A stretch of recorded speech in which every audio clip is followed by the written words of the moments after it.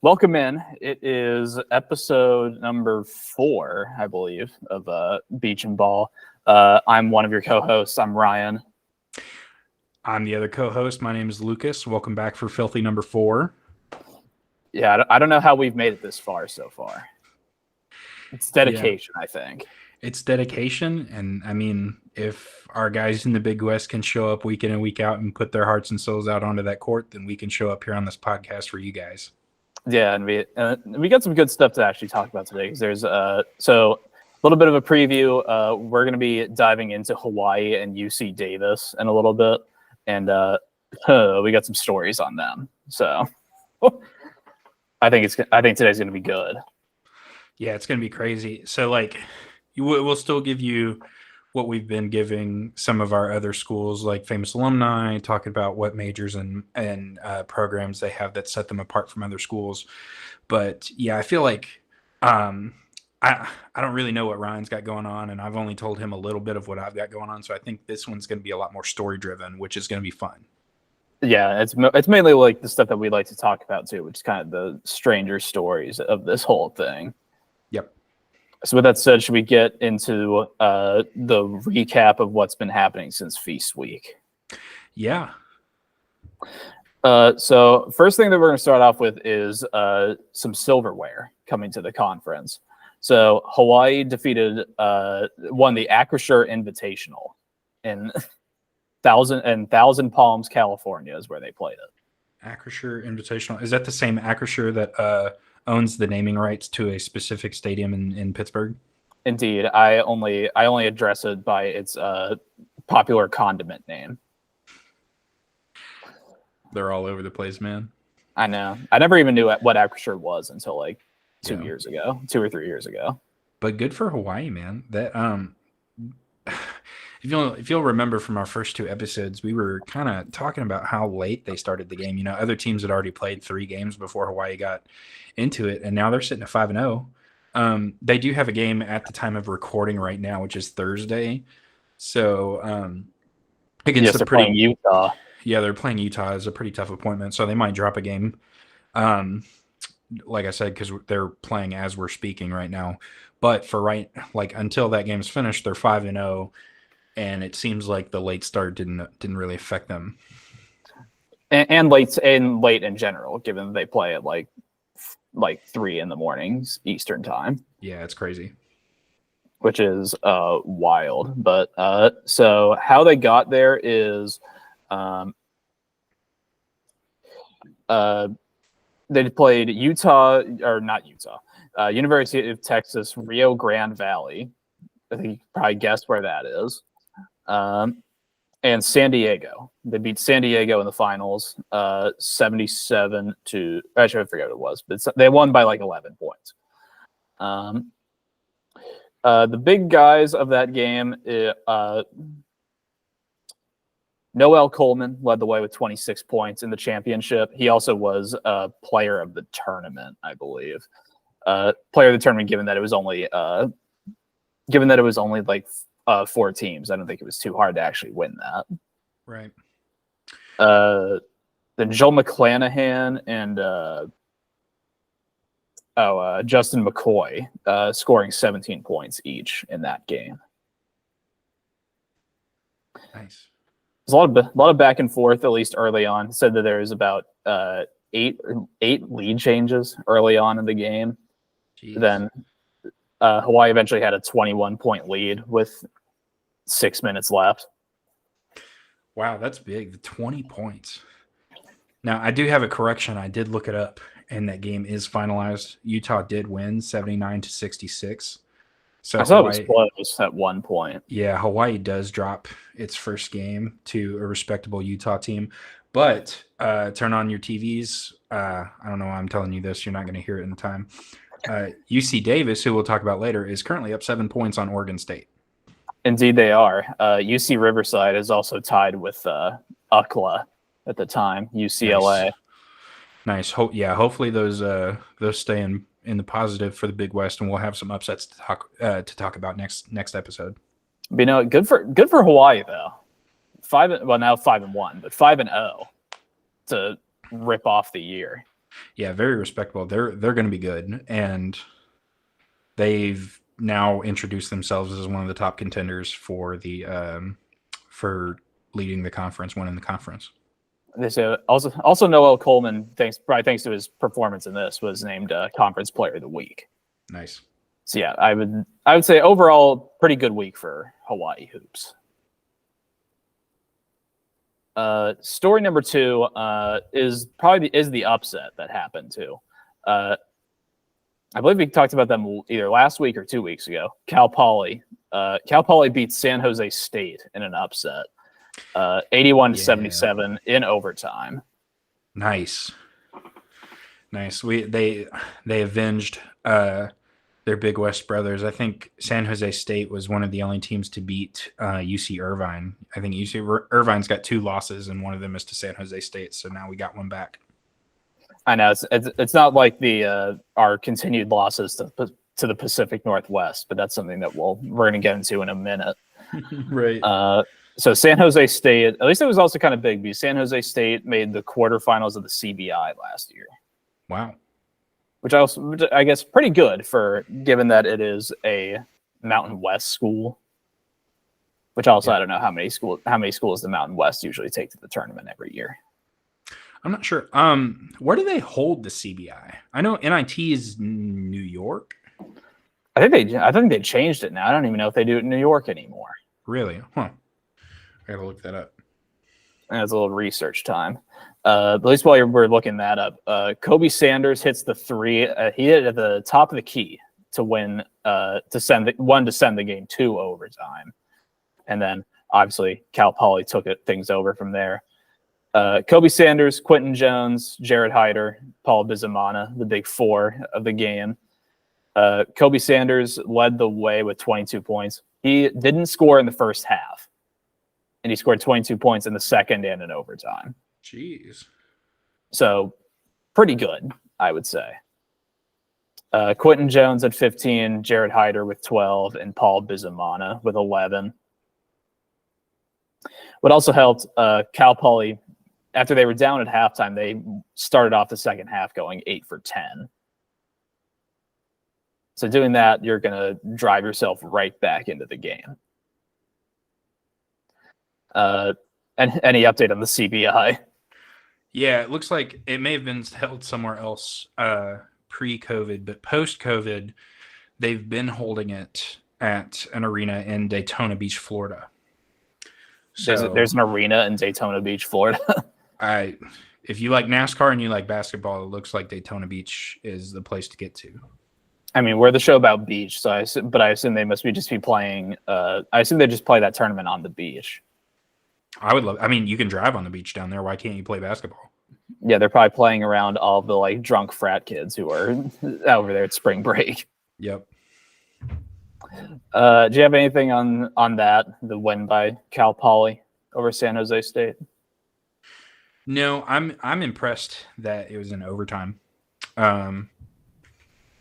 They didn't give up. They didn't let those chances slip away, and they took advantage, and they got San Jose State right where they wanted them. So I guess we might as well go to story number 3. I already teased it. We still can't beat the Pacific Northwest. No. Is it us? There's something in the trees up there in the rain. If you don't know, the Pacific Northwest up in like Washington, maybe parts of Oregon, I'm not really sure. One of the only rainforests in America because of how much it's. Yeah, the what's that mountain range? Is that the Cascades? That's up there. Cascades, yeah. So the Cascade, there's something I learned this in school. Something with the weather. The Cascade Mountain keeps weather coming from the Pacific Ocean. It stops it right there, and that's why it rains so much because the clouds have a harder time getting over the mountains. I actually didn't know that. That's pretty cool. But yeah, San Diego, UC San Diego was undefeated. They've dropped 2, 1 to Seattle, 79-67. The Seattle Redhawks, that is, started 10 for 16 to start the game. UC San Diego kept it close, but then Seattle ripped off a 9-0 run to went up 34-20 and never looked back. Bryce Pope led the way with 22 for UC San Diego. Francis Noel Corey had 17, Hayden Gray with 10, and your boy Anawaniwa Tate Jones had 10 points. Incredible. What do we need to do to beat the Pacific Northwest? I don't get this. I don't know either. I don't know if it's like,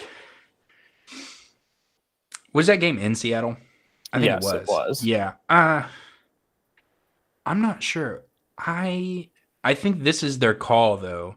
So I know Portland's got an NBA team in the Trailblazers, but I also understand Seattle had one at one point. Yeah, that's what I'm getting at. Seattle had one, and they're trying to show that they need a professional team back by being good at basketball and beating up on the Big West. I know. Bring back the Sounders. You mean the Sonics? The Sonics, yeah. The Sounders are there. Well, I don't think they're golfing and bring right back now. the Sounders. And yeah, the they Sounders. also are. Yeah, they're playing golf. Yeah, they just got beaten the last round of the MLS Cup. So. Oh wow, I wasn't even watching that. Yeah, I forget who did it. I think it was Houston or something. But MLS is getting crazy.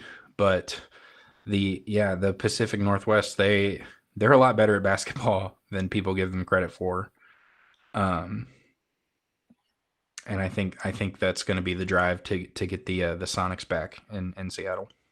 What a way to bring the Sonics back would be to have these two college teams that are really good. Yeah, they'd be like, I guess we have to now.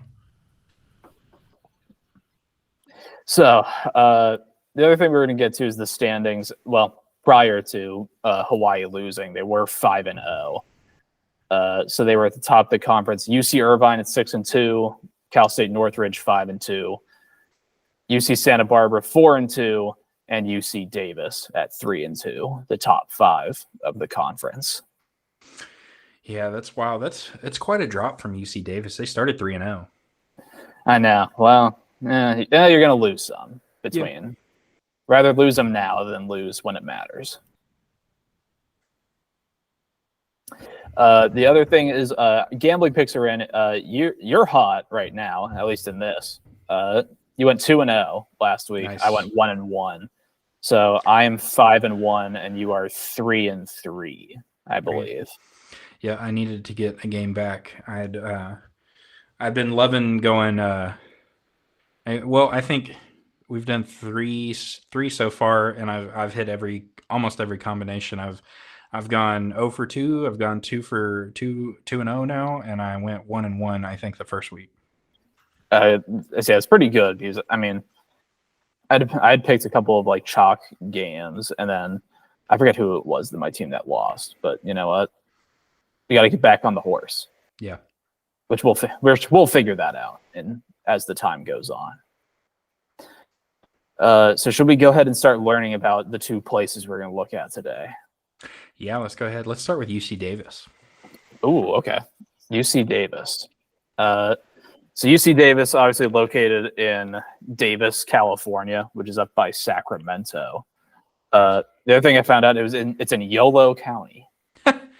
Like, is it spelled Y-O-L-O? Yes, it is spelled Y-O-L. Nice. I wonder if they also have. I also wonder if there's a surplus of swag shirts there, or swag hats, I believe. You only live once, California. Come visit. Oh no! Oh God! Someone sent us a postcard from Yolo County. So they have. So what I noticed is UC Davis is a very good academic school. Yes. They are. Let's see. What did I have? They are considered a public Ivy. Okay. They are, at least in 2023, according to U.S. News and World Report, they were the 6th best public university in the United States. Jeez. Which, I mean, I think number one is like University of Michigan, probably. And I know University of Virginia is up there too. Yeah, is Stanford private? Like, Stanford's got to be up there too, don't they? I don't know if I think they're private. Okay. I was like, because all of like the U.S. News and World, I've looked at that before, and usually the ones that are like over everything they're all Ivies, which I guess isn't really too surprising. But the other thing I noticed too is that they have the 6th most competitive medical school in the United States. Wow. Their acceptance rate 2.8%. So that is tough. Drastically low. Wow. It's tough. Is that their medical school for humans? I don't know. I'm assuming it is for humans. It did say they have like a really good veterinary school too. I learned that they're #1 in the country for veterinary medicine. So I saw that too, that they were like the largest one in the United States too. Yeah. So they're like, for them at least, you have to give that disclaimer. Is it their medical school for humans or for horses? That's true. Doesn't Auburn have like a really good veterinary school too? Yeah, UK feeds into them. I think you can go pre-vet at UK and then you transfer over to Auburn. I think the list I was reading had UC Davis at 1. I think Auburn was 11 or maybe 10. There's a preponderance. That's what I was wondering, because whenever I see like a Kentucky game in Auburn, there's like a preponderance of blue shirts there. Mm-hmm. So let's see. The other stuff I had is so some of their faculty, alumni, and some of their researchers, they have 2 Nobel Prizes. One of them we'll talk about in a little bit. There's a Presidential Medal of Freedom and 3 Pulitzers. Nice. That's a lot of silverware too. I know. We're getting high on silverware too. We're gonna be getting high on something else in a minute too. Yeah. Don't get high on the other stuff that you can use silverware for. So let's see. This one I wanted to talk about just because this kind of makes me mad.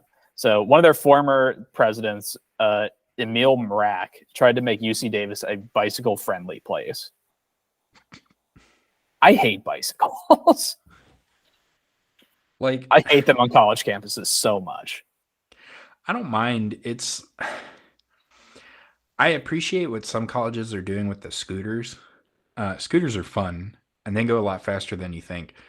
Why do you hate bicycles so much? They are the ultimate nuisance. Yeah. Like, I don't want them. If I'm driving and they shouldn't be on the road with me. If I'm walking on the sidewalk, I don't want them on the sidewalk either. Go to the park if you're going to ride a bike. How do they get to the park? Why? It's not my problem. Because I've had this debate before. Is that what if you live in a city? Ride a bus. Go ride the bus. That's what it's there for. Nice. I guess we might as well dive into some of this stuff here. UC Davis. On a serious note, UC Davis apparently had a serial stabber on their campus. Jeez. As in that he killed 2 people and injured another one. Jeez. He has since been apprehended. Oh, that's good. I was about to say, now that you say that he killed people, I don't know if in good conscience I can make this joke, but I was about to be oh, I guess he hates bikes too. Yeah, no, he's like that guy at Texas A&M who hates joggers. Oh yeah. For a second, I thought you were going to go the UK library route. Oh yeah.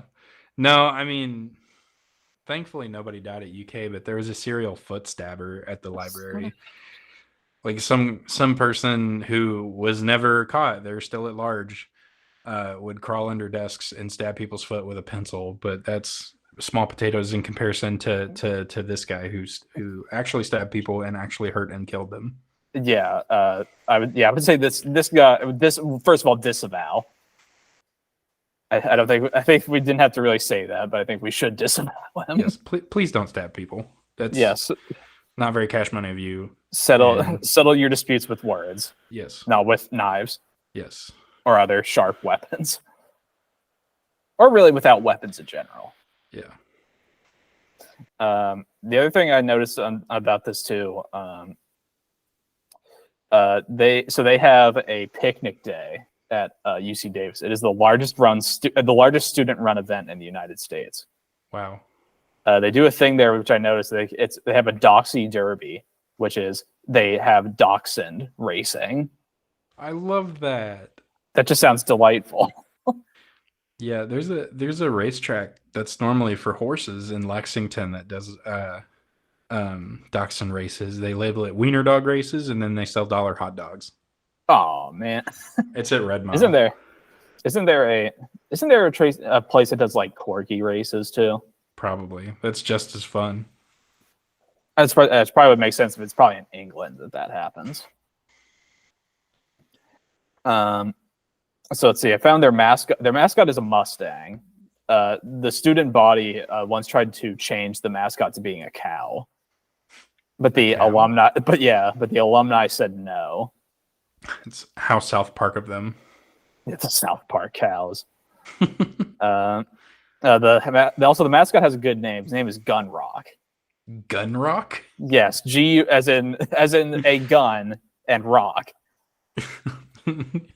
You're stuck between a gun and a hard place. Oh man. So do we want to get into some of their famous alumni? Yeah. So the first one I had is one of their Nobel Prize winners was Charles Rice. He won it in 2020 for discovering hepatitis C. Okay. The virus. They had 2 astronauts to continue with our space theme. Yeah, that's such a good common denominator to have. Is like all these astronauts coming out of the Big West. Wow. Let's see who. There's also some very strange connection because Mark Twain is involved with UC Davis too. I couldn't really find why. Yeah, apparently he is tied in there too. You would know these two probably. Stephen McFeely and Christopher Marcus. They wrote the screenplay for Avengers: Infinity War and Endgame. Oh, nice! And a bunch of the Captain America movies too. I love that. I would love to get into screenwriting if I had time. That's so cool. That'll be our next venture. It'll take us like 5 years to write a screenplay. Yeah. Did you have any more famous alumni? I do. Like I have writers a couple more specifically. Oh, not writers. Okay. One writer, I guess. But all right, I'll let you finish, and then I'll clean up with some of the guys that I had if you don't already mention them. Let's see. I also have Hassan Minhaj, who was on the Daily Show for a while. Okay, cool. The other guy I noticed, he played for the St. Louis Cardinals for a while. Daniel Descalzo. Nice last name. And I'll save my last guy for last because I just want to get into that. I'll get into that story in a little bit. Who did you have for writers? Yeah, so I had 3 or 4 people written down. The first one, the guy Anthony Swafford. Who's he? So he is the author of the book and subsequently later on a movie adaptation. You've probably seen this, Jarhead. Oh, okay. Yeah, so I need to do more research. I can't remember if Jarhead was about his experience in the Marines, but like it was a case of his whole family had served in the military at some point, and so he wanted to as well.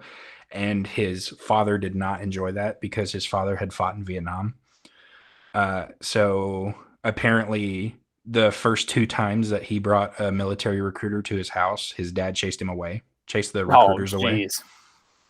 But then eventually he joins the Marine Corps and comes back and, unfortunately suffers a lot of the same things that a lot of veterans are experiencing today in PTSD. Yeah. And he decides to express his thoughts and emotions through books, and that's why he wrote Jarhead. And then later they made so that book came out in 2003, and then the movie adaptation was 2005. Oh yeah, I was just looking and it says that it was his apparently his experience His in the experience. Marines. Yeah, it's crazy. Yeah, he gets his bachelor's in English at UC Davis and then goes on to get a master's degree at the University of Iowa. Oh wow. Talk about a difference in places that is. Yeah, apparently Iowa's got like a crazy good writers school or program or department. It's pretty cool. I guess they have to do that to get away from all the cornfields. Yeah.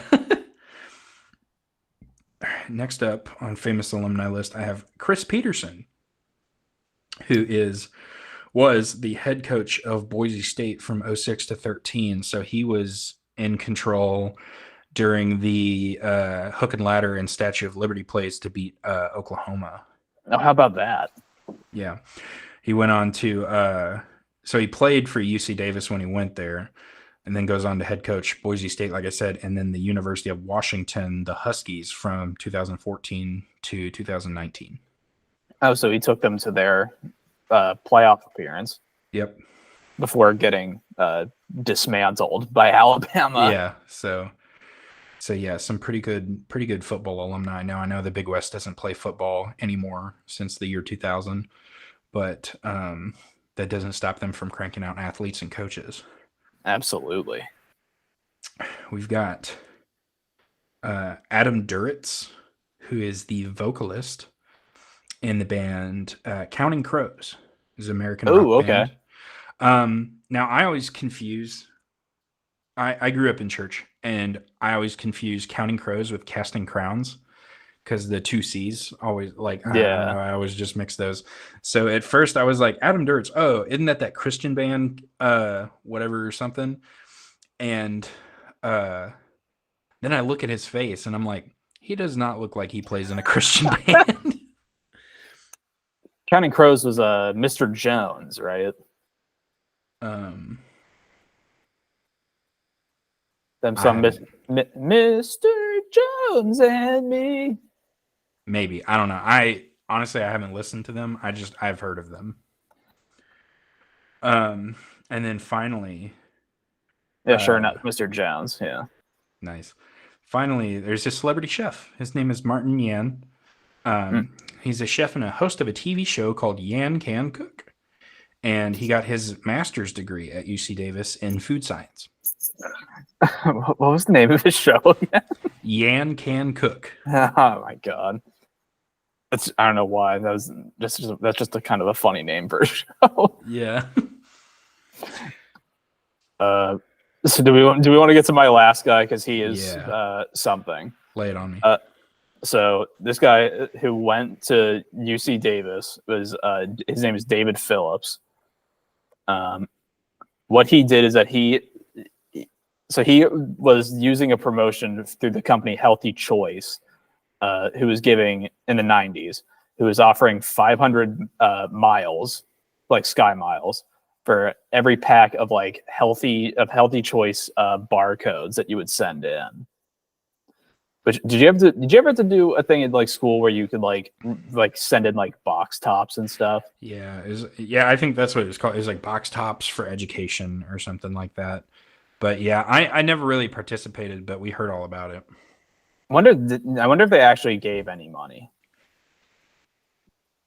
I'm not sure. But yeah, so you had to mail them in to prove that you purchased them. So they were valued at, each mile was valued at about 2 cents. So also he found out that if he got Healthy Choice soup cans, that was only 90 cents. He also he discovered that individual pudding packages cost 25 cents each. So he went and bought every single case of pudding possible. Jeez. You want to know how much pudding he bought? How much? Individual servings, 12,150. Good Lord. Which is $3,140. I want to know how many of those he ate. Probably zero, I would imagine. He had to like have the manager of this poor grocery store keep ordering cases of pudding. More. So he Jeez. claimed that he was stocking up for Y2K. Jeez, Bill Cosby, watch out. So he did a promotion. They were doing a promotion that there's an early bird bonus if the packages were mailed during May of 1999, the mileage would double from 500 to 1,000. So in the end, he recruits members from the Salvation Army to cut codes off of these things. Yeah, to cut the codes off of these cardboard wrappers. Oh no. And wait for it. He recruits a literal army. In exchange, apparently Phillips he donated all of the pudding. Okay.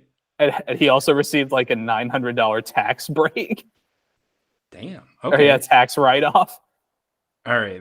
At least he donated it. Would you like to know how many miles he received?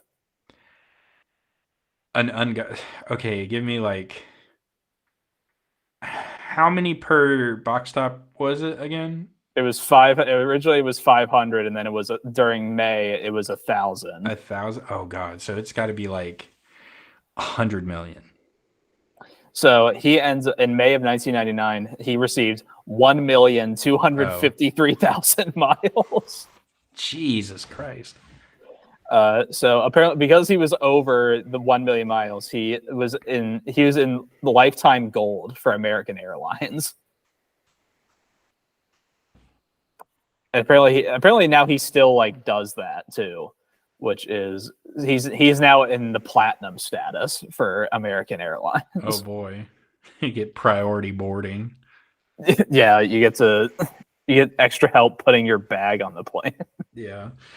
If I was a flight attendant, every time I'd see him on the flight, I'd be like, "Sorry, sir, we don't have any pudding today, but would you like pretzels or cookies?"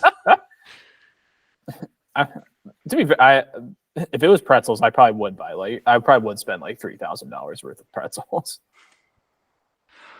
Yeah, I think I'd be the same way for the Biscoff cookies. Those are really good.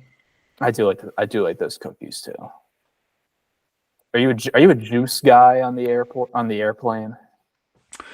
I like juice all the time, but I think when on an airplane, I need something bubbly on my tummy so that I don't get sick. So I am give me the Sprite or the ginger ale. I like that. I also was flying over the weekend. I can't sleep on planes either.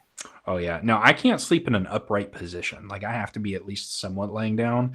And I always get like social anxiety about leaning my seat back on a plane because I don't want to be a bother to the person behind me. I know. That's the other thing. I have to lay down. So if I was on like one of those like Emirates flights where you can like lay in the first class when you can lay down. Yeah, I don't think I'll ever have enough money to justify getting a first class ticket on an Emirates flight, but like that's kind of the dream. That's how you know you make it when you get to like have a bed and a shower on a damn plane. I wonder if the shower is any good. I watched a review of it, and the guy doing the review said that it wasn't bad. Like the water was warm and the pressure was decent. Oh, there you go. Also, if you're probably flying for that long, you probably do want to have a shower around. Right. Because I remember I was flying I flew to London and I flew overnight and I like stunk. Yeah.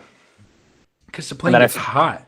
And then I flew to South Africa and then it was like I stunk even more because I'm not going to take a shower in the airport. Yeah. Oh my god. Do you want to get to the basketball part of this? Yeah. So, UC Davis, their best season overall was, well, I guess there's two. In 1998, they were the national champs of Division II. And their only tournament appearance is 2017. They won their game in that phony first four thing that they do now. Yeah. and then they got whooped by Kansas. Yike. Not ideal. That was in 2017, by the way. Yep. Kansas, another one of those teams that's easy to lose to. Yeah, no shame in losing to the Jayhawks. The current head coach is Jim Less. He's in his 13th season. Maybe if they made the tournament, he needs to be Jim Moore. Jim Moore. He used to be the head coach at Bradley. He also played in the NBA a bunch. So he played for the Clippers, the Kings, the Jazz, and the Hawks. Yeah, I had that written down as well. He is he got drafted in the 3rd round, I think 70th overall in 1986 by the Hawks. Oh, there we go. It's a pretty good run though to still be in the NBA for that long. Right, exactly. So he got to experience Michael Jordan. Jeez. So last season they were 18-14. They lost to Fullerton in the first round. Fullerton ended up winning the tournament and going to the conference tournament, or going to the NCAA tournament. Nice. So right now they are 3-2. They're also currently losing now to Oregon State. Dang. Their two of their wins against Pepperdine, and then their games coming up. They are at Nevada. I also had they were at Oregon State, but that's happening right now. Wow. Riverside's only down 2 points at halftime. They got some fight over there in Westwood. Nice. Westwood, beautiful campus too. Actually, I guess UCLA, but it's Westwood. So UC Davis returning most of their team. They have 10 players back. They brought in 2 transfers, Marsalis Roberson from Cal and Drew Carter from Colorado. And key players, I think you already know the main guy that we're going to probably spend most of our time on with UC Davis. Isn't that Peppers? Yes, our big man, Elijah Pepper. Got big ol' arms. Yeah, he does. It's almost reminiscent of that episode of SpongeBob where he gets the blow up arms. Except Elijah Pepper appears to actually be strong. Yeah. I saw like a thing on TikTok about the SpongeBob blown up arms. And he's just talking fool to everybody. I love that. So Elijah Pepper, Kane Milling, Ade Adebayo, Ty Johnson, and Nico Rochak, whatever. Those are the main guys that at least we're going to be focusing on.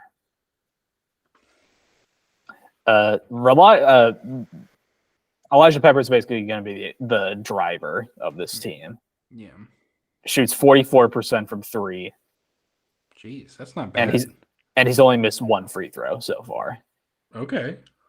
I haven't looked at Oregon State, so maybe he has missed another one. Probably not, because he appears to be pretty good at the line. Right. It's probably not, but in my head canon is that he missed the first one this year, and then he's just like never again.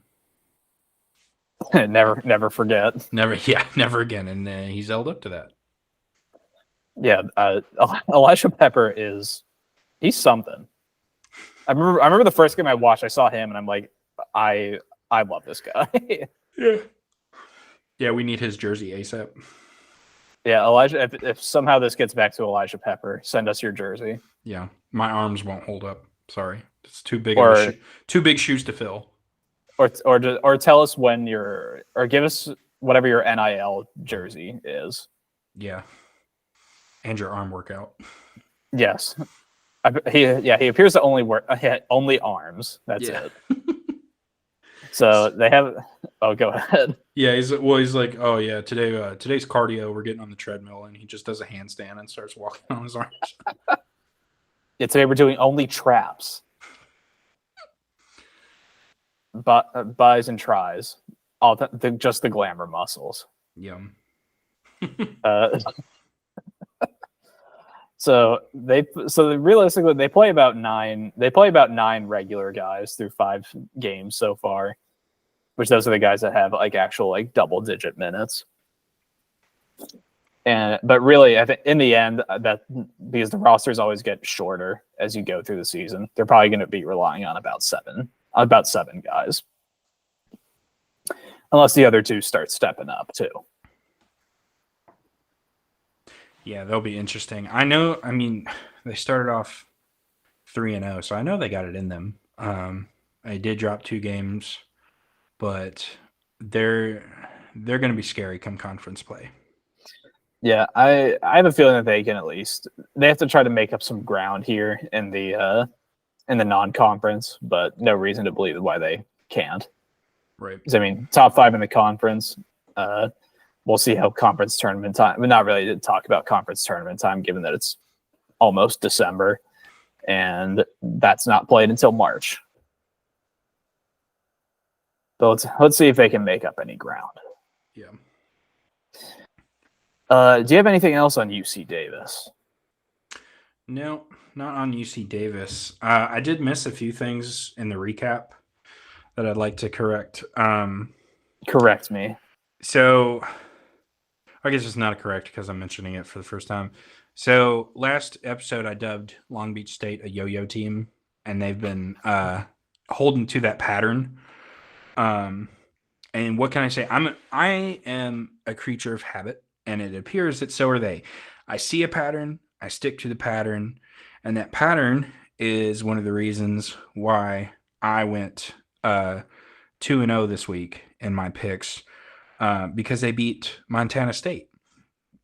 Trust the process. Marcus Sahanis had 26 points. He led all scorers. I like that. He came off the bench to do that too.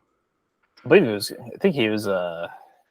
Might have been conference player of the week or something like that once. Yeah. And then UT Riverside gets into the 100-point club. Yeah, they beat the daylights out of Bethesda.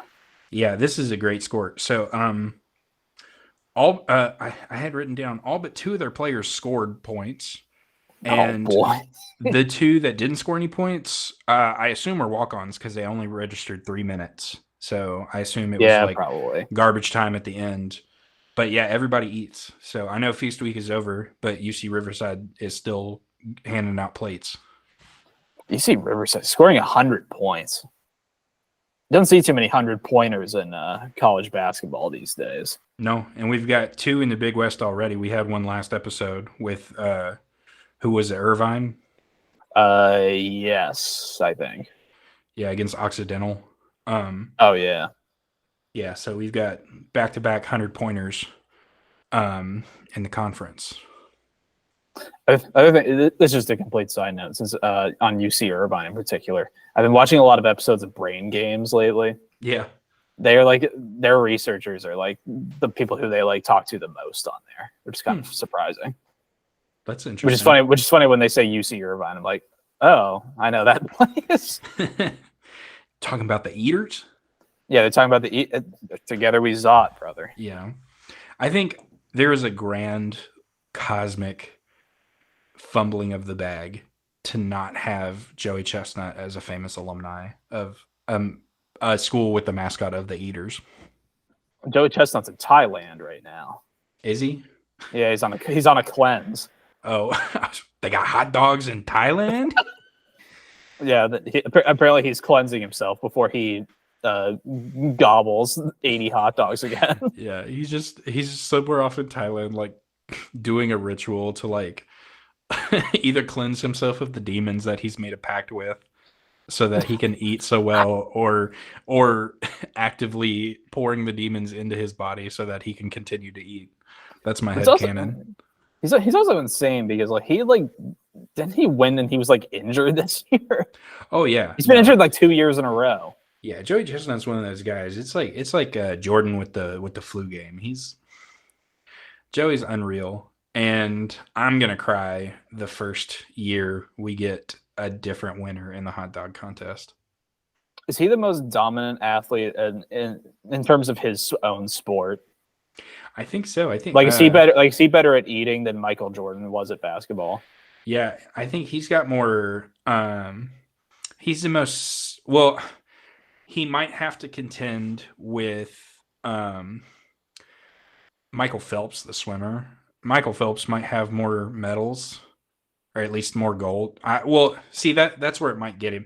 Joey Chestnut, I think, has won 18 mustard belts. Michael Phelps might not have 18 gold medals, but it's close. Michael Phelps, I believe, has like 23 gold medals. Okay, well, so Joey's catching up to him, but yeah, it's one of those things where he's like one of the most single decorated athletes of their respective sport. I think he passed like Rafael Nadal for Grand Slams and stuff like that. The more disconcerting that I think I watch of that is when they do because they're adding like other contests to that hot dog eating contest now. Oh yeah, the lemonade jug is great. The lemonade jug is like almost like low key kind of gross. That's like the one thing that I would not win, because the guy who does win every year is like he's a different type of monster, just like Joey, but in a different way. Like it's like it's Badlands, I think his name is. Yeah, Badlands. I forget what his last name is. I can't remember. I think I sent you the video of like the very first one they did, and it was just two guys. It was Badlands and some skinny guy. And that was so funny. Yeah, no, Badlands had finished the chug, and the other guy hadn't even gotten like halfway through. They did it during, I think it was like 2021 or something. I watched him. It was like, it was the little skinny guy against him. Yeah. He just drinks it in like 3 seconds. Yeah, I think I could compete. Like I said, I don't think I could win, but I could probably beat that skinny guy if it was pink lemonade. I like pink lemonade better. I mean, watching him do that, it's like watching it'd be like watching the Big Show do that. That's the key right now. We need to take is the Big Show retired? He is 2-0 in All Elite Wrestling. Yeah, so I mean, he's still on the table. He's not retired yet. We could get him Big Show. We got this guy who drinks lemonade real fast. Do you think you can do that? If The Rock can make movies and still wrestle, then the Big Show can chug lemonade. The Big Show is also 51. He's 51 years old. No. Also, we don't have a birthday on Badlands Booker on his Wikipedia page. No birthday. Yeah, he spawned. Yeah, he was born the first time somebody chugged lemonade. Oh, jeez. He is a deity. He has 1 million subscribers on YouTube, by the way. Jesus Christ. He's over 1 million. I'm about to be 1,000,001. After we record, I'm about to go subscribe. Oh my god. Which reminds me, he should probably subscribe to us. Yeah. And like our socials so that you can keep up. We are pro Badlands. Yeah, pro Badlands, anti bikes. I don't know about that. I like bikes, but I'm willing to give some ground on that. Okay, the record for the Nathan's lemonade is 23 seconds. Jesus Christ. That's a gallon. It's a gallon of lemonade.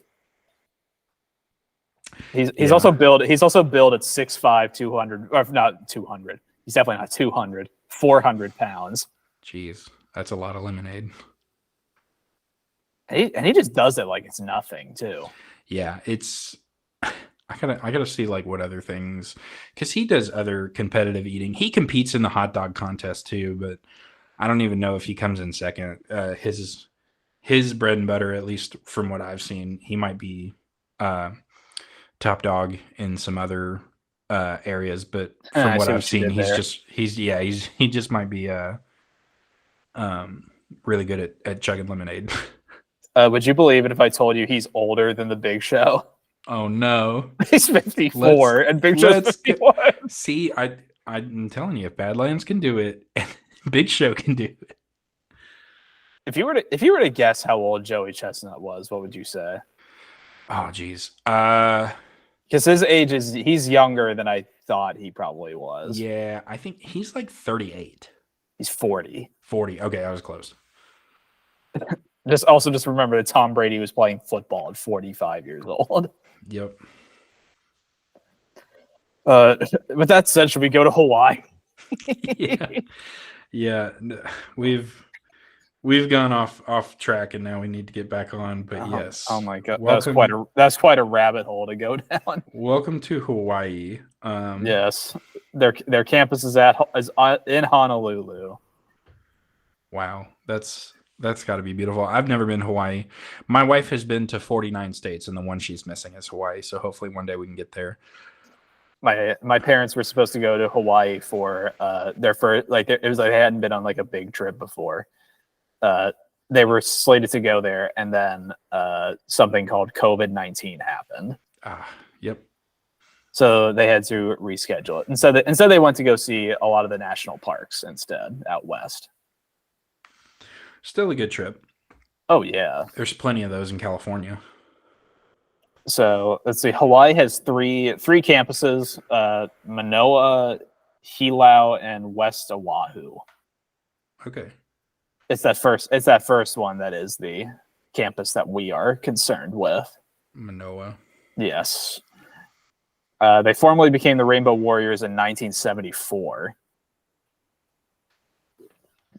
They first were known as the Rainbows. Oh, cool. And how they got that name is apparently a rainbow appeared during a football game against Oregon State of all teams. Okay. And Hawaii won 7-0. I love that. That's a great underscore right there. The sickos would be proud. It's also like a perfect like 1920s football story of how like something happened. Is it you won like 7-2? Yeah, 7-2 and a rainbow appeared. So what else do we do but call the team the Rainbows? So I have a few of their alumni, which I think are kind of interesting. Mm-hmm. First one, Barack Sr. and Ann Dunham, Barack Obama's parents. Nice. Keen and Colton Wong, baseball players. Colton Wong, the Pittsburgh Pirate killer. Colt Brennan, the Hawaii quarterback for a very long time. I think he set like all the records for Hawaii, but then he died, I think, either this year or last year of a fentanyl overdose. Jeez. Or I guess I don't know if it's an overdose, or they say it's like or if it's like a fentanyl poisoning. I think I've heard both. I think both would be correct, but poisoning, I don't know. Poisoning might just be like the less politicized version of it. Yeah. Dino Babers, the former head coach of Syracuse. Nice. The only one at Syracuse who I would allow maybe to like run me down. Jeez. Senator Tammy Duckworth. Mm-hmm. She doesn't have legs. She was a veteran, and I guess she lost her legs in war. I did not know that. I believe I would imagine she's probably the first double amputee in Congress. I would imagine. That sounds about right. The other one, and we're going to get to your person in just a second. The last person that I had is Patty Fink, she was the co-author of Title IX. So she is the reason why women's athletics is a big deal. Or one of the reasons why women's athletics is a big deal. Wow, that's great. Baylor, watch out. Yeah, right. No, that's a really impressive though. That's an impressive lineup. I only got to one famous alumni from Hawaii because I just love this story so much that I kept going into a rabbit hole about it. So you get this guy named Daniel Inouye. He's in high school at the time of Pearl Harbor. And, you can't really talk about Hawaii's history without Pearl Harbor. And so he's in high school, and he is a Japanese American. Indeed. So while he's in high school, he is volunteering with before Pearl Harbor, he's volunteering with the American Red Cross. And then once Pearl Harbor happens, he gets called by a supervisor in the volunteer squad, and he goes to his local school to help out, and he sees some of the fallout. And so he wants to join the cause. He's seen some of the horrors of war, and he wants to be patriotic and go fight the good fight. There's only one problem. Like I said earlier, Right. he's Japanese American. And one of the things that America did during that time was come up with this dumb rule saying that Japanese Americans could not fight in the war or even volunteer because they were I can't remember the correct verbiage, and I don't want to mess this up, but it had something to do with like enemies or aliens of the state or something like that. So he is denied access to the military right out of high school. And so he's like, okay, I still want to help people. And so he goes to the University of Hawaii for the first time. He goes there twice. For the first time, he is pre-med, and he Right. wants to be a surgeon. Pretty soon after, the U.S. military comes back, and they're like, yeah, we goofed. We messed up. Sorry. You can join the military now if you still want to. And of course he does. I don't think he finishes the pre-med, so I can't remember if he was a combat medic or not. But he was in I know he was in an infantry squad made primarily of minorities or Japanese Americans who go over and fight in the Pacific theater. And he gets injured a few times. He gets shot right in the chest above the heart. Oh, geez. And what saves him from getting a lethal injury is $2 little silver dollars that he kept in his shirt pocket. Huh. So yeah, he comes back, and after the war, he decides to go back to the University of Hawaii with his GI Bill, and he studies law. Yeah. So he becomes an attorney, and then he starts volunteering with the Democratic Party, and Hawaii becomes a state. And he becomes the very first U.S. representative for the state of Hawaii. So he's got tons of jobs that he's trying to do, and they're all difficult. Like, at no point was he wanting to take the easy road. He was like, no, let me fight for my country. They said, no, okay, I'm gonna go be a surgeon. Okay, now they're gonna let me go fight for my country. And then he gets injured. He comes back, and he's like, no, I want to study law. And then now I want to be a politician and stuff. That's an incredible story for Dan in a way. Yeah, so he gets his bachelor's or undergrad degree, I should say, at Hawaii, and then gets a master's degree at George Washington University in DC. Oh, geez. But yeah, that's just one of those stories of like determination, never giving up. That I'm surprised there's not like a movie or a documentary about that. And if there is, please correct me, because I'd love to watch it. And honestly, there should be a documentary about the guy you were talking about earlier with the puddings and the frequent flyer miles.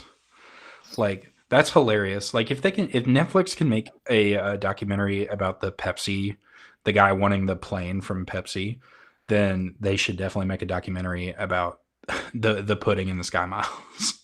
Yeah, the other thing I didn't know about Dan Inouye, and I just looked this up too, he lost his right arm.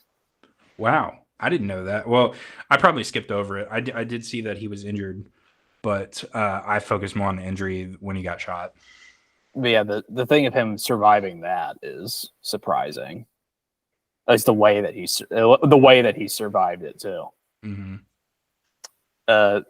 So he also was senator in Hawaii since 1963 to 2012. Wow. So 49 years. Jeez. And he was senator up until he passed away, which would have been December 17th, 2012. And a pretty good long life out of Dan in a way. Yep. Given what he had to what he dealt with earlier too. So close. You said 49 years, but Alaska was the 49th state, not Hawaii. Hawaii was the 50th state. Yes, Hawaii was indeed the 50th. Last but certainly not least. Even though the United States and Hawaii don't exactly have the best relationship prior to them becoming a state. Yeah, it's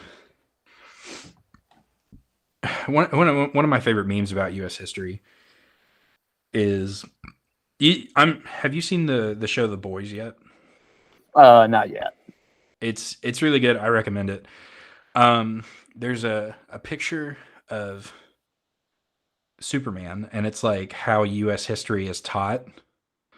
And then there's a picture of the main antagonist who's supposed to be Superman-esque from The Boys. His name is Homelander. And it just says what actually happened. Oh boy.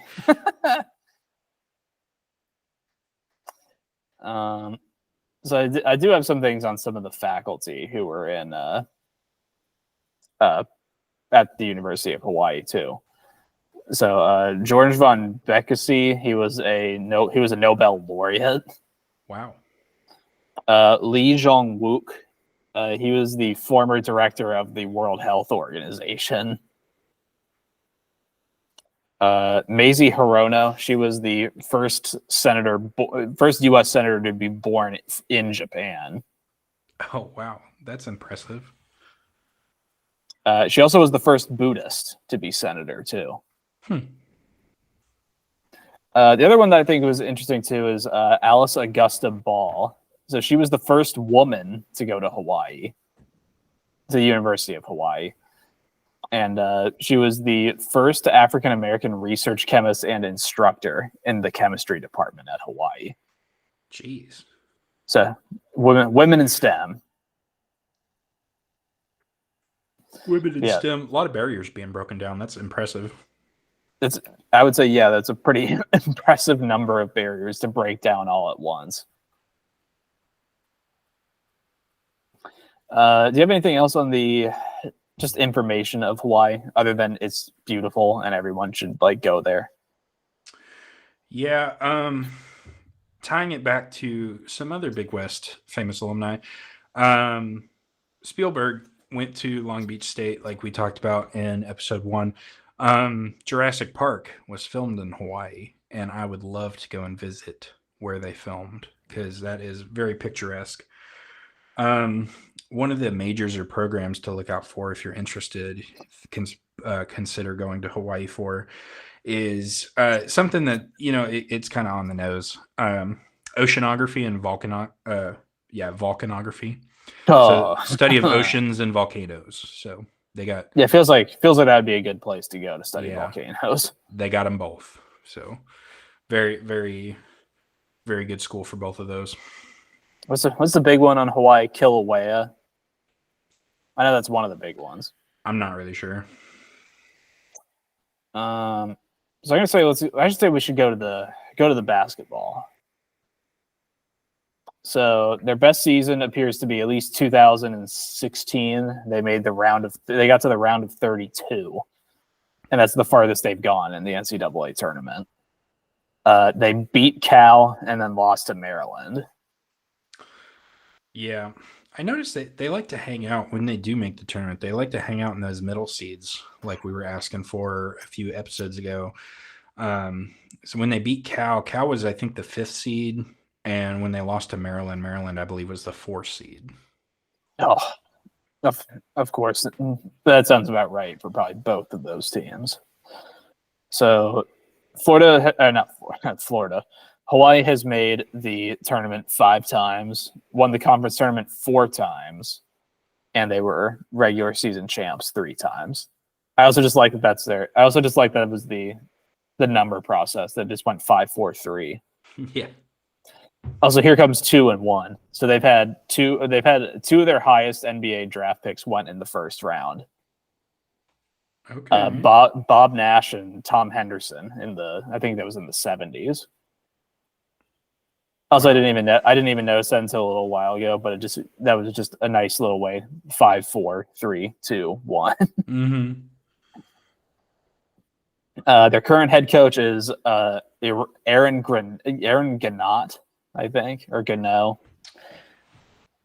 Yeah, I tried to look up to see if he was French, and he might be like ancestrally, but I no, he was definitely born in the States. But yeah, I think it's Aaron Gano. We'll go with that. So he's in his 9th season. I'm sure that's a fun job to have, is being able to coach there for 10 years. Before that, he was an assistant at St. Mary's, which I believe in the WAC. Yeah, I think so. I think that's usually the school that Gonzaga always has problems with. Yeah. So last season, the Rainbow Warriors finished in 3rd. They lost to Fullerton in the semifinal, who made the tournament. So no shame. No shame. If you're gonna lose, you might as well lose to the person who's the eventual champion. That's right. So obviously now they are 5-1. They lost at Utah, but they have one last kind of major non-conference game, and that's against Nevada. So that'll be a good one. And prior to their loss against Utah, their only loss came in an exhibition game at St. Mary's. Wow. So even then, losing to Utah, it's okay.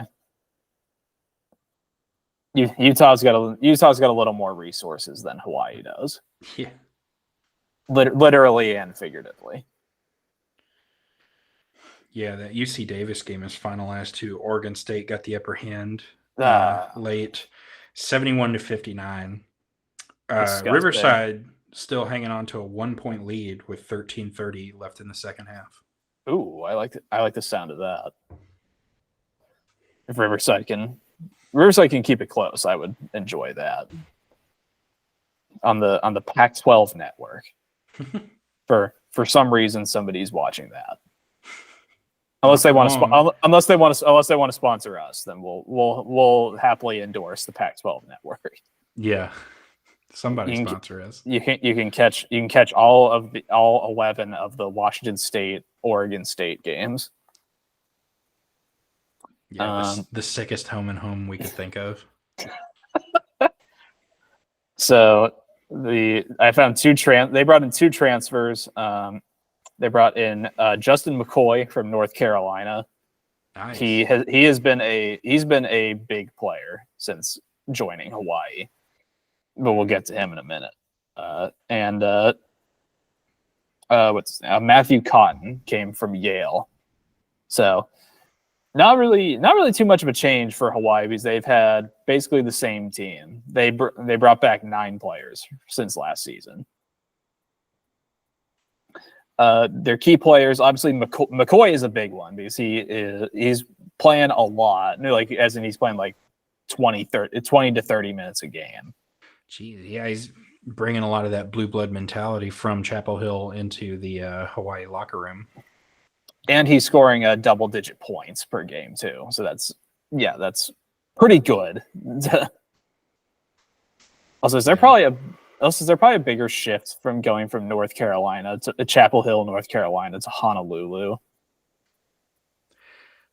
Probably in taxes. North Carolina's got some really beautiful parts. Don't get me wrong. I personally have not been to Chapel Hill, but I can probably make an educated guess that Hawaii is much more picturesque. Yeah, I would have to agree. Although, isn't Hawaii like one of the most expensive states to live in?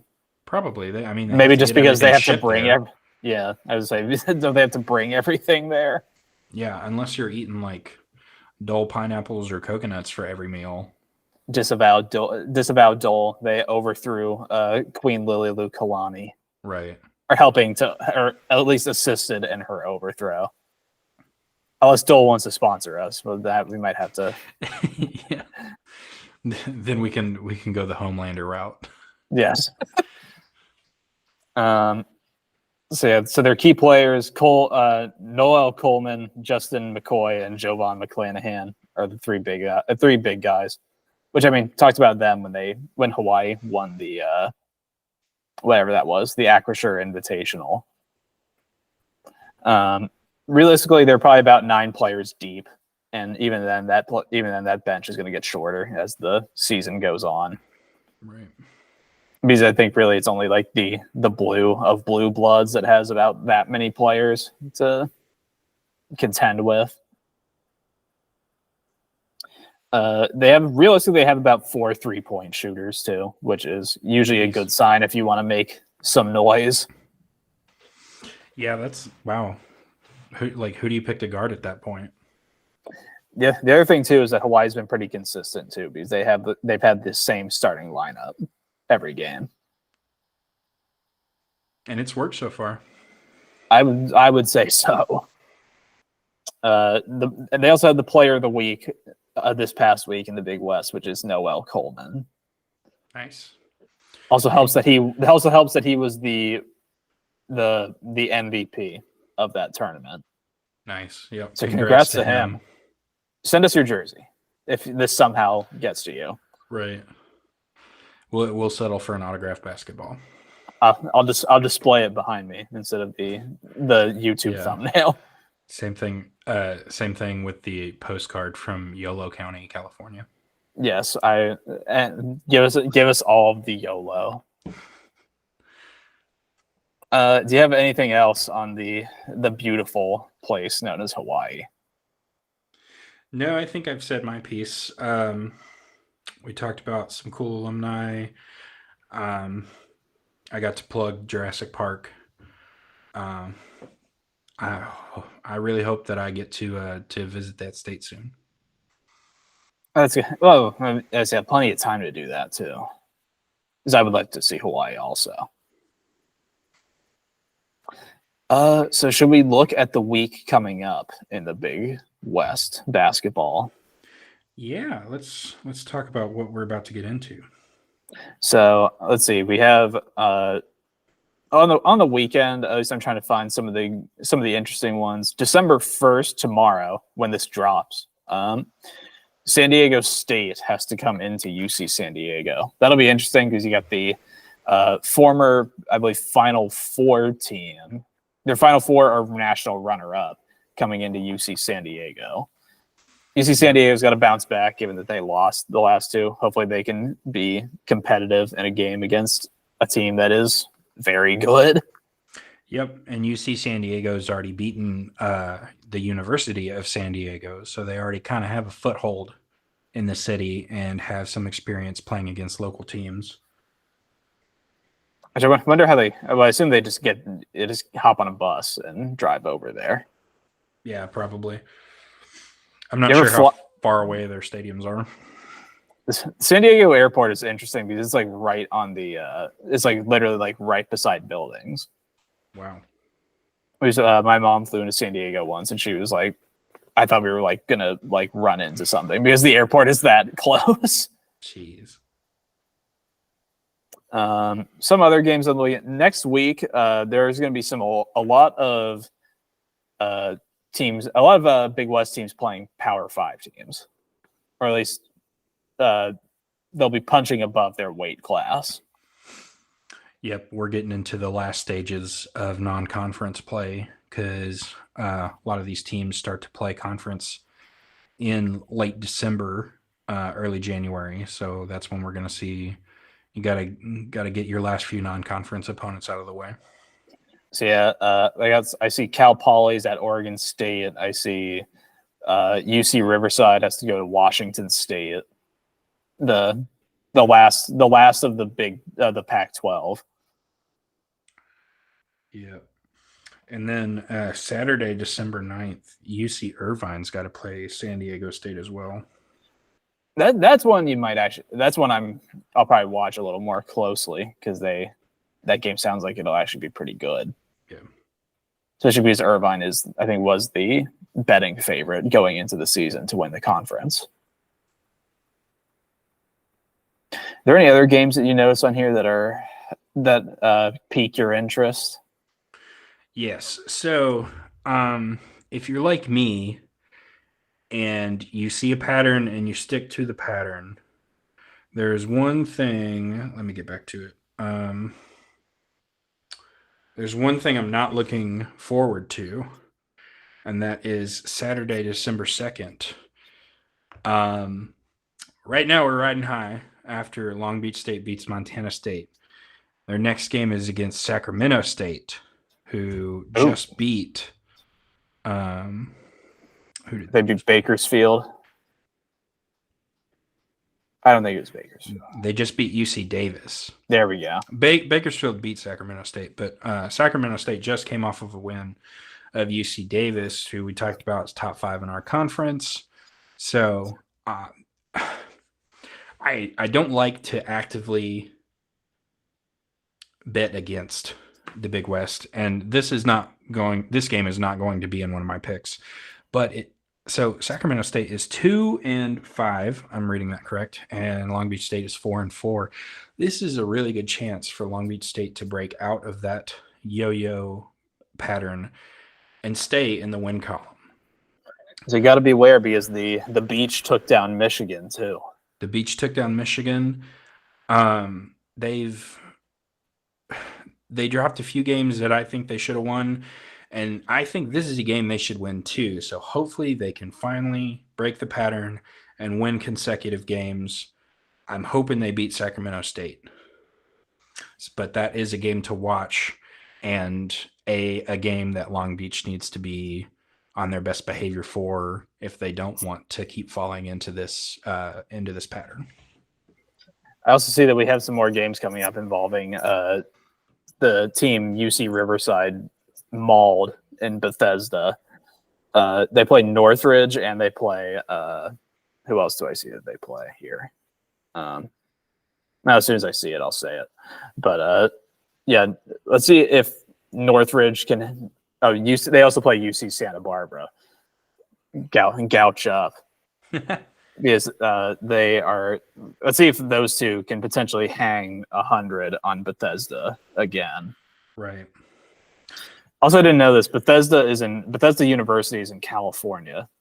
Bethesda University. Because I thought it was related to because the Bethesda I know is Bethesda, Maryland, which is near DC. Yeah. The Bethesda I know is the video game company that's responsible for games such as Skyrim. I love Skyrim. Love Skyrim. I also liked Mass Effect too. Yeah. Let's see. Next Tuesday on December 5th, UC San Diego gets to play Occidental, who we discussed earlier had 100 points hung on them by UC Irvine.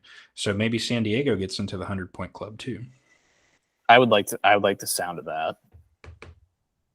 By the way, those games against Washington State and Oregon State, you might be able to find those somewhere if you're one of the 5 people that have the Pac-12 network. Yeah.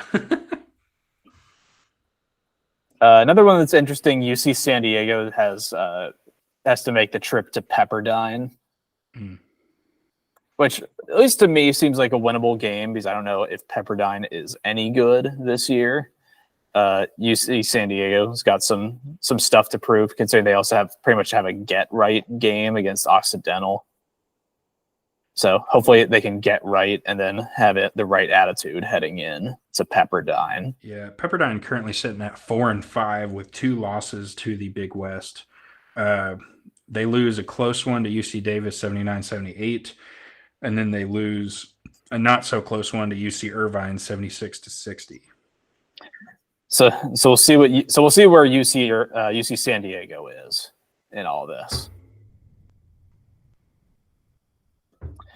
Any other games that pique your interest before we get into picks? No, I think I'm going to save those for my picks because actually, Normally when we do picks, I forget that we're doing them, so I'm like, oh, I guess I should look at the games and see what I like. I actually prepared this time, and I think I've got some good ones, and hopefully I can go 2-0 again. All right. So, do you want to start? Sure. For my first pick, let's see. Okay. Also, for the record, we're doing home and away for the people. Home and away. I'm starting with my home game. I like what Hawaii's been doing. Yeah, they just dropped one to a pretty good opponent, but I'm not worried about that. Give me Central Arkansas at Hawaii. Give me Hawaii to win that one. I like the sound of that. At home, I am going to, on December 5th, I am going to ride with my friends over at Cal State Bakersfield. I'm going to take Cal State Bakersfield over Whittier. Good call. Good call. For my away game, this one is tough. Both of these teams are really good, and I might regret this, but if they pull it off, I'm going to be really, really excited. My away game, give me UC Irvine, the Anteaters, over Utah State. Ooh. I like that. Yeah. Got some stones throwing that at Utah State. Yeah. If I'm not mistaken, when is that? That's got to be Sunday or Monday. So Sunday, December 2nd. Yeah. So that'd be a Saturday. Yeah. So that is UC Irvine sitting at 6-2, Utah State sitting at 6-1. So both good teams, and hopefully UC Irvine can come out on top. And then on Sunday, December 3rd, that's when you're going to see that Central Arkansas versus Hawaii game. So let me look at these because there are some interesting games left in the road slate here. Some of these can be kind of nasty to look at. So on the road, I am going to take. I'm probably gonna have to hold my nose on some of these. Yeah. Give me. I didn't snipe your pick, did I? No, I would not have looked at that one really straight away. You know what? Give me Fullerton over Pepperdine. I like let's that. see what you got.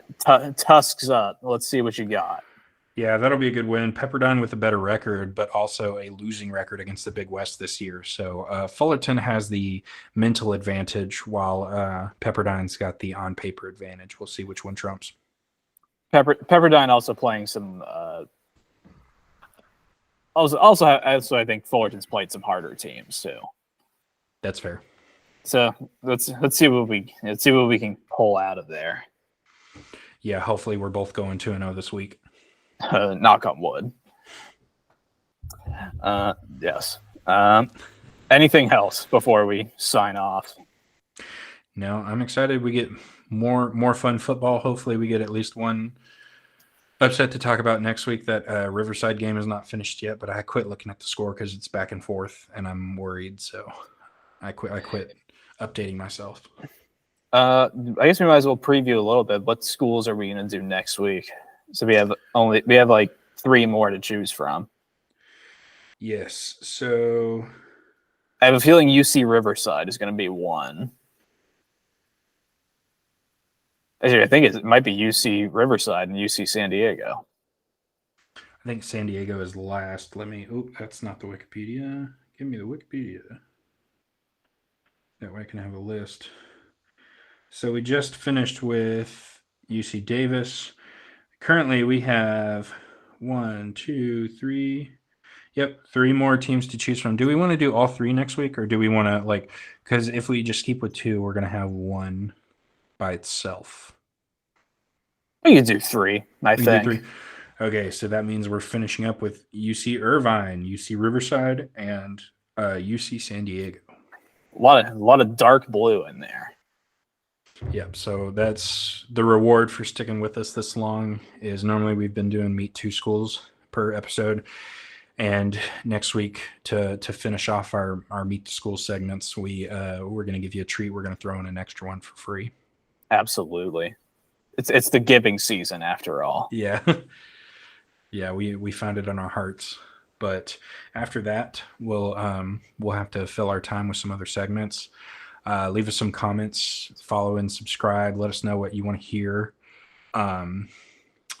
We can't just talk about recaps and predictions for the whole time. So we need to figure out some other segments. We'll do some brainstorming, but we want to hear from you, the listeners, and let us know. Absolutely. Definitely follow us on the socials. They will be in the description below. Luce, do you want to sign off? Yeah. Thanks for listening for the filthy episode 4. And we're going to be back for Fantastic 5 coming up next time. In the meantime, enjoy the beach, enjoy the ball. And I'm Lucas. I'm Ryan. Have fun out there, folks. And happy betting, of course. Yes. See you next time. Nice.